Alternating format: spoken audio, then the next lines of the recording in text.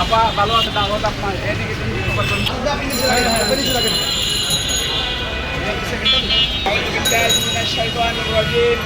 بسم الله الرحمن الرحيم الحمد لله رب العالمين والعاقبة للمتقين والصلاة والسلام على أشرف الأنبياء والمرسلين وعلى آله وأصحابه وأهل بيته أجمعين সম্মানিত দেশবাসী আগামী 19 জুলাই বাংলাদেশ জামাত ইসলামী কর্তৃক আয়োজিত জাতীয় দাবি নিয়ে জাতীয় মহাসমাবেশ উদ্যানে অনুষ্ঠিত হবে ইনশাআল্লাহ। সম্মানিত এলাকাবাসী, আমরা দল মত নির্বিশেষে টোটাল দেশবাসীকে আমরা আহ্বান জানাচ্ছি আগামী 19 তারিখে 7 দফা দাবিকে উত্থাপন করা হয়েছে। এই দাবি জামাত ইসলামীর দাবি নয়, এই দাবি এদেশের 18 কোটি মানুষের দাবি।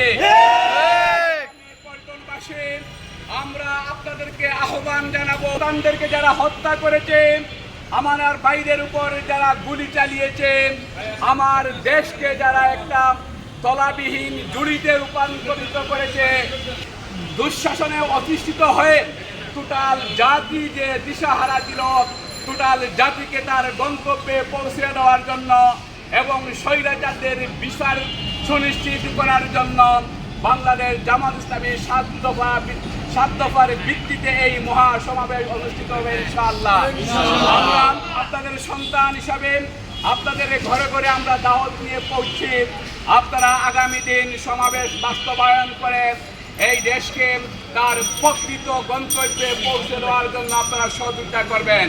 সোনালী ঢাকাবাসী, ইতিমধ্যে আপনারা লক্ষ্য করেছেন গত 9 তারিখ মিরপুরে যে বর্বর হত্যাকাণ্ড সংগঠিত হয়েছে, এটা মধ্যযুগীয় বর্বরতাকেও হার মানিয়েছে।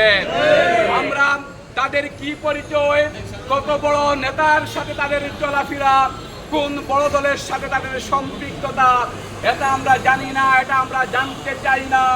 কিন্তু অপরাধীদের অবশ্যই শাস্তির আওতায় নিয়ে আসতে হবে।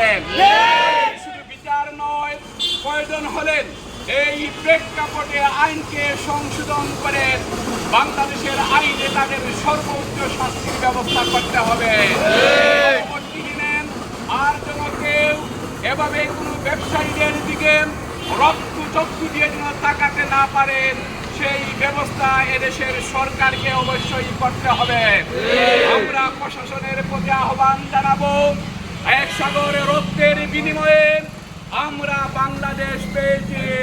এই বাংলাদেশকে আমরা কোনো চাঁদাবাজদের হাতে, কোনো স্বৈরতন্ত্রের হাতে, কোনো পরিবারতন্ত্রের হাতে বিনা চ্যালেঞ্জে আমরা ছেড়ে দিব না ইনশাআল্লাহ। দেশবাসী, আমরা জানতে চাই যেই ঘটনা 19 তারিখ সংগঠিত হয়েছিল, যে ঘটনা 9 তারিখ সংগঠিত হয়েছিল, সেটার কেন 11 তারিখ জাতি এটা জানবে? এটা কেন জানবে?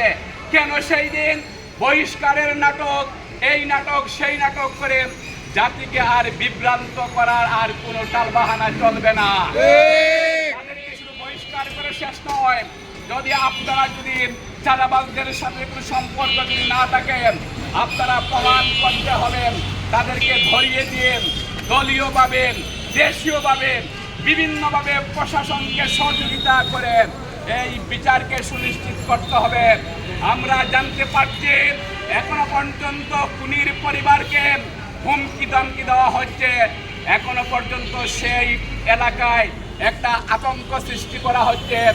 এই খুনের দায়ে যারা অভিযুক্ত, তাদের বিরুদ্ধে যেন কেউ যেন সাক্ষী দিতে না পারেন, সেই জন্য বিভিন্নভাবে বিভিন্ন সেক্টরের ব্যবসায়ীদেরকে হুমকি দেওয়া হচ্ছে।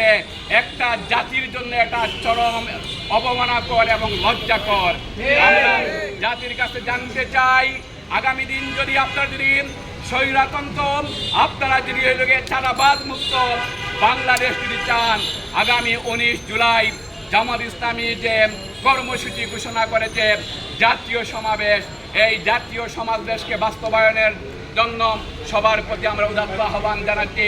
ঢাকা ইউনিভার্সিটির সোহরাওয়ার্দী উদ্যানে সেই দিন একজন ছাত্র হত্যা হয়েছিল। আমাদের বন্ধুরা সেই দিন